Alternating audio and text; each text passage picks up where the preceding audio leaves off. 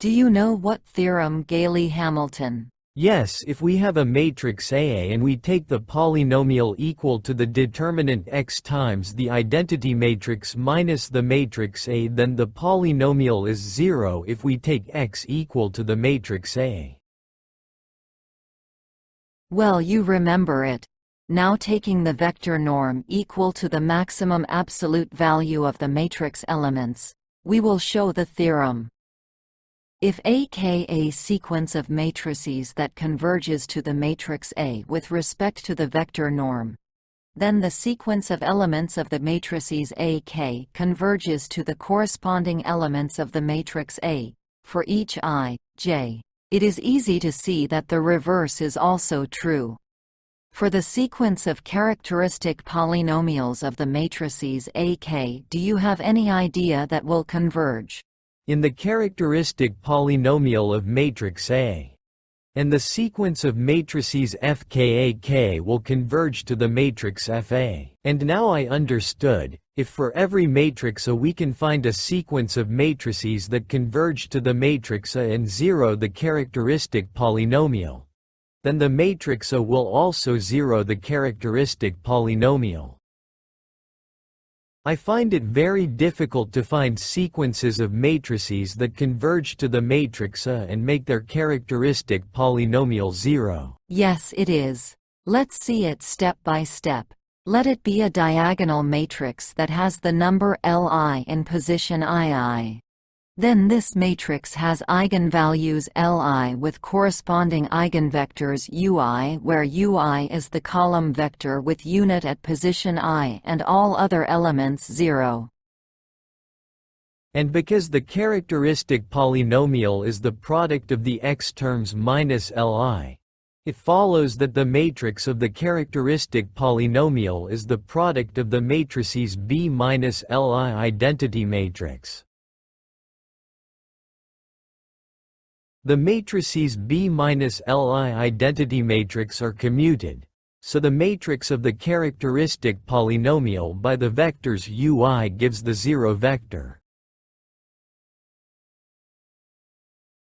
And since a random vector is a linear combination of the vectors ui, it follows that multiplying the characteristic polynomial matrix by the random vector gives the 0 vector. So the characteristic polynomial matrix is the 0 matrix. So a group of matrices that 0 the characteristic polynomial are the diagonal matrices. Before we proceed, let me remind you which matrices are called similar. I think I remember.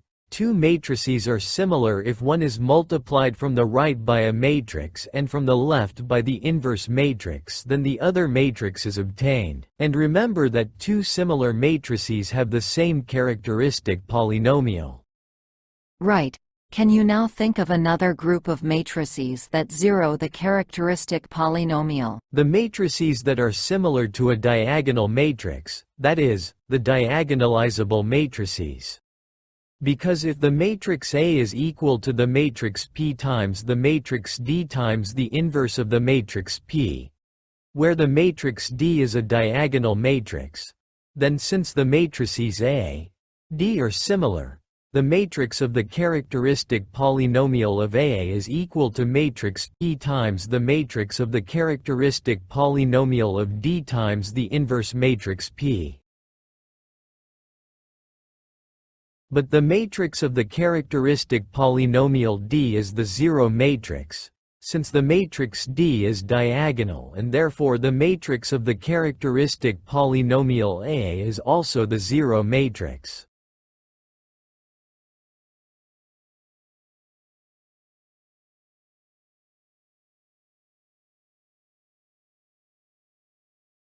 So a diagonalizable matrix zeros the characteristic polynomial. Do you know when an upper triangular matrix is diagonalizable? When it has distinguished values on the main diagonal. Right. So an upper triangular matrix with distinct values on the main diagonal zeros the characteristic polynomial. For the proof of the Gayley Hamilton theorem, I need to remind you of the Schur theorem. If B is a complex matrix, Then there exists an invertible matrix P such that multiplying the matrix B from the left by the matrix P and from the right by the inverse of the matrix P gives an upper triangular matrix A. That is, the complex matrix B is similar to an upper triangular matrix A, and so the matrix of the characteristic polynomial A is equal to the matrix P times the matrix of the characteristic polynomial of B times the inverse of the matrix P, and the proof is the same as you told me with the diagonalizable matrices. Now I understand how the theorem Gayley Hamilton is proven. Correct me if I'm wrong. Even an upper triangular matrix A that has in its main diagonal the elements AII in position II, and even the sequence of matrices AK which have on the main diagonal the elements AII-1 to I over K in position E, and all other elements are the same as the elements of the matrix A. Because the matrices AK are upper triangular and have distinct values on the main diagonal, they are diagonalizable and therefore zero their characteristic polynomials. Also, the AK matrices converge to the A matrix, because the vector norm of the difference of the AK matrix from the A matrix is equal to 1 to K. So as K tends to infinity, the vector norm tends to 0. So the matrices of the characteristic polynomials of the matrices AK converge to the matrix of the characteristic polynomial of the matrix A.